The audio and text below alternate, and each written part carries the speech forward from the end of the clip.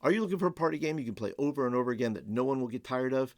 I just played this game with my youth group the other night, and we played the same game 6 times. 6 times! That's rare for my group. But before I tell you how to play this awesome game, welcome to my channel. If you're brand new, welcome. If you're a regular, welcome back. If you're a youth worker who wants game ideas, youth ministry how-to videos, and wants to become better at your job, then consider subscribing to this channel, and you'll get videos just like this on a regular basis. Now, what is this amazing game that I played 6 times with my youth group? Well, it goes by many names. In fact, it's a game I played when I was in youth group 40-something years ago. It's been called Murder, Assassin, Winkum, but no matter what you call it, it's fast and it's a ton of fun.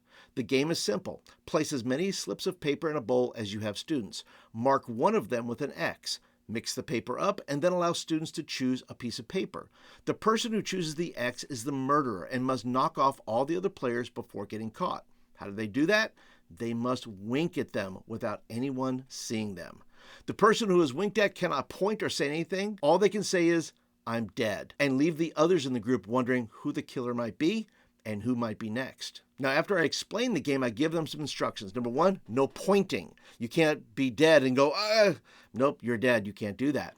Number two, no machine gunning. If you're the murderer, you can't go da, da, da, da, da, da, da, da, da, across the room. You have to look people in the eye, and you have to do it one by one. And the third thing I tell them, listen, if you pick the X, don't show it.